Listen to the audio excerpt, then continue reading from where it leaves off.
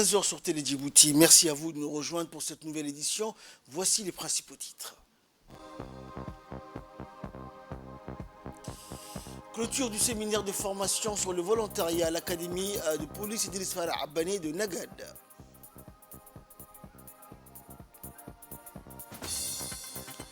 Et au Kenya, réunion de coordination semestrielle de l'Union africaine. Voilà pour les titres, bonjour à tous. Sous le patronage de la ministre de la Jeunesse et de la Culture, Dr Hibo Moumine, l'Académie Idriss Farah Abbané a abrité hier la cérémonie de clôture du séminaire de formation sur le volontariat lancé 4 jours auparavant. Rappelons que cette fin de stage de formation est entérinée donc mercredi après-midi par une conférence débat collégiale et mercredi soir par une animation culturelle. Après les mentions de remerciements des participants de la CJSOI et la lecture des recommandations, l'expert de la Conféges s'est déclaré satisfait du cadre du travail, se disant fier du succès de cette formation. Les représentants des régions ont de même signifié unanimement leur approbation quant à la portée de cette formation en termes de développement et de promotion du volontariat. S'en suivit la projection d'une vidéo rétrospective du lancement du séminaire de formation et des moments forts des échanges fructueux et témoignages des différentes commissions. Les récipiendaires ont reçu des mains des personnalités présentes sur place les attestations de fin de stage. Sous les applaudissements de l'assistance, une photo de famille a clôturé la cérémonie.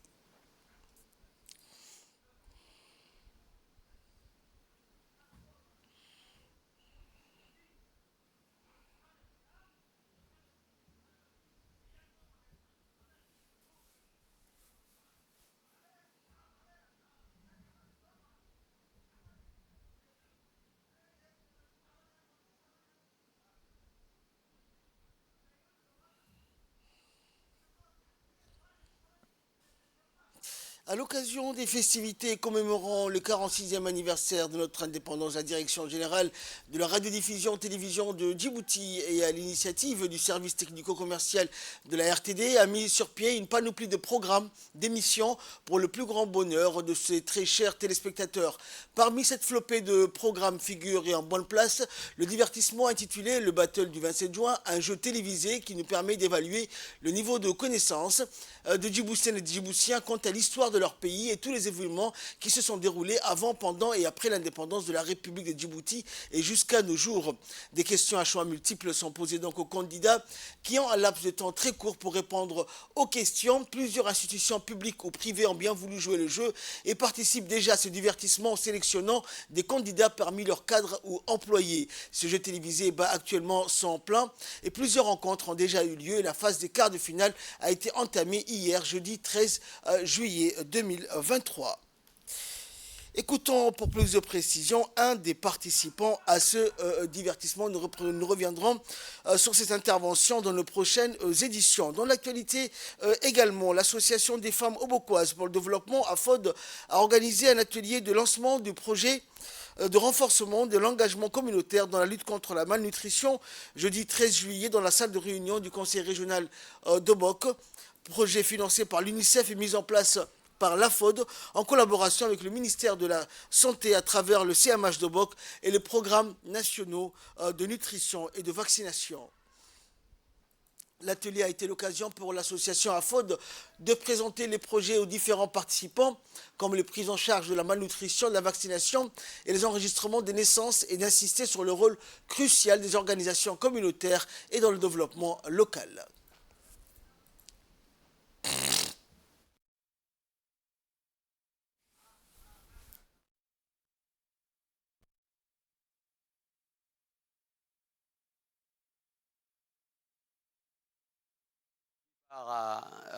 Des populations, surtout nos jeunes, dans le contrées très loin où les soins médicaux accès difficilement. Donc, je félicite l'association AFOD qui a pris cette initiative. L'association AFOD c'est l'une des plus anciennes associations dans notre région et qui a participé, qui a œuvré toujours pour le bien de la population. Donc, je félicite l'association AFOD qui a pris cette initiative de travailler et renforcer la capacité de la population dans les différentes localités parce que ce n'est pas facile d'aller dans les localités. Donc, il y a les problèmes d'accessibilité, il y a les problèmes de communication. Donc, vraiment, c'est une grande initiative. Donc, je souhaite que l'association AFOD continue dans ce sens. Écoutons également l'intervention du représentant de l'UNICEF. Je suis ravie d'être présente aujourd'hui pour l'atelier de lancement du projet Renforcement de l'engagement communautaire dans la lutte contre la malnutrition. L'IPC a été sorti et les résultats sont assez alarmants. La région d'Obok est classée en situation critique en matière de malnutrition. Raison pour laquelle aujourd'hui, l'UNICEF se tient aux côtés des autorités, le ministère de la Santé bien évidemment, mais aux côtés des autorités régionales, la préfecture, le conseil régional, le CMH, ainsi que la société civile, pour appuyer la communauté et les populations les plus vulnérables, notamment les enfants en bas âge, les femmes enceintes et allaitantes, afin d'atténuer la malnutrition. À travers ce projet, nous avons l'ambition d'améliorer la détection, le référencement, la prise en charge des personnes en situation de malnutrition aiguë sévère. Je remercie la FOD pour ce projet, je remercie les autorités, je vous souhaite le meilleur. Je tiens à souligner la générosité du gouvernement du Japon, qui est le partenaire financier pour ce projet. Et les autorités de la région d'Obok sont également intervenues et ont remercié l'association AFOD et bien évidemment l'UNICEF pour tout le soutien et programmes mis en place pour lutter donc contre la malnutrition dans la région d'Obok et améliorer donc les programmes concernant la malnutrition, la nutrition en général et la vaccination. La police nationale a encore une fois résolu une importante affaire de vol, cette fois-ci dans les quartiers de Haramous, une affaire de vol d'une somme de 5 millions de nos francs. Les faits se sont déroulés dans la soirée du 8 juillet lorsqu'un ressortissant étranger résidant à Haramous s'est fait voler l'argent dans sa demeure par son gardien et sa femme de ménage. Cette affaire résolue par la police nationale en collaboration avec la sécurité nationale en moins de 48 heures a permis à la victime de récupérer la quasi-totalité de son argent. Dans l'actualité également, en direction la région d'Arta, donc, où le préfet d'Arta a effectué donc une tournée de prise de contact et nous reviendrons sur cette information également dans nos prochaines éditions. Après ces multiples prises de contact avec les responsables régionaux des services déconcentrés de l'État et les membres des différentes catégories de la société civile, la ville d'Ali Sabieh, le préfet de la région d'Ali Sabieh, Abdelmalik Mohamed Benouita, a entrepris une tournée de prise de contact dans la sous-préfecture de Holhol. Aux premières heures de la matinée, le convoi du chef de la préfecture a atteint la localité rurale de Biyaadeh.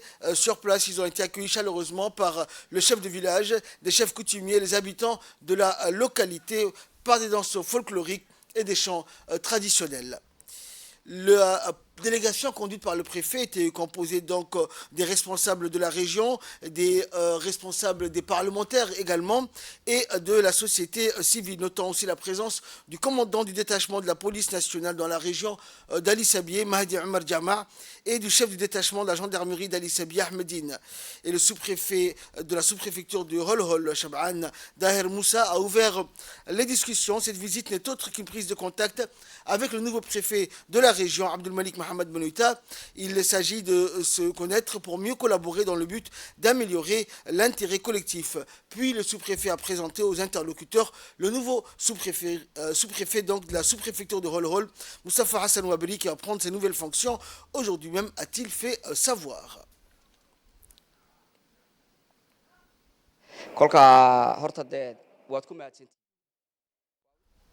Et le préfet de la région d'Ali Sabieh, Abdelmalik Mohamed Benouita, a rappelé donc la collaboration entre les autorités de la région d'Ali Sabieh et la population. Il a rappelé également que sa visite s'inscrivait dans le cadre d'une première prise de contact avec les populations des sous-préfectures de la région d'Ali Sabieh, comme ici à Holhol, et pour mieux se connaître et collaborer dans le temps afin de mieux répondre aux doléances de la population, a-t-il conclu.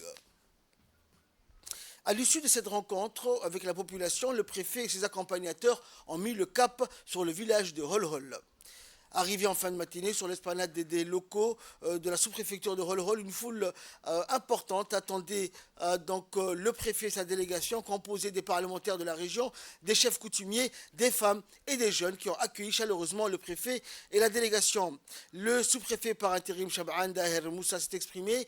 Il a souhaité donc la bienvenue à ses hôtes de marque et il les a également remerciés d'être présents ici aux côtés de la population de Holhol. Les porte-voix de toutes les catégories d'âge des habitants du village se sont succédés au micro. Ils ont tous souhaité la bienvenue au nouveau préfet de la région à Holhol.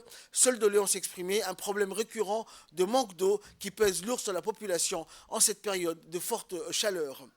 La parlementaire Elmi Mahabé a exhorté les habitants de Holhol d'être solidaires, de vouer donc un respect au travail et avec leur nouveau préfet, surtout au chef coutumier. Le sous-préfet était là donc pour s'atteler à régler les difficultés du village et s'appuyer donc sur le préfet de la région pour que tout se déroule dans de meilleures conditions.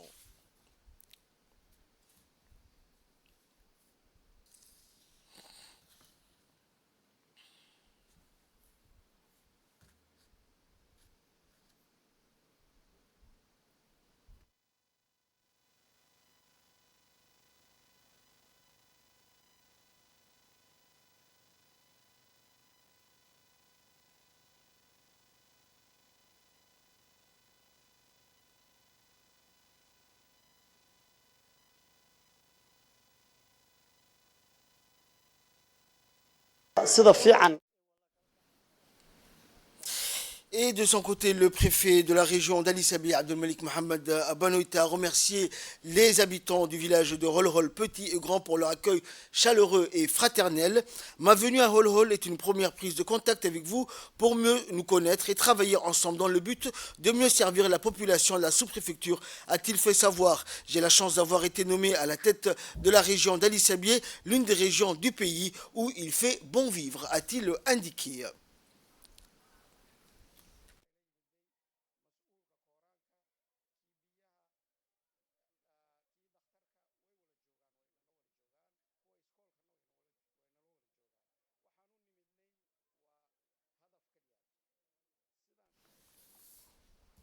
Et concernant donc l'affaire de vol qui a été élucidée par la police nationale, une importante affaire de vol d'une somme de 5 millions de nos francs dans le quartier de Haramous, une affaire qui a été résolue par la police en collaboration avec la sécurité nationale, une affaire qui a été résolue en moins de 48 heures et qui a permis à la victime de récupérer la totalité de son argent, écoutant donc les enquêteurs chargés donc de l'élucidation de cette affaire.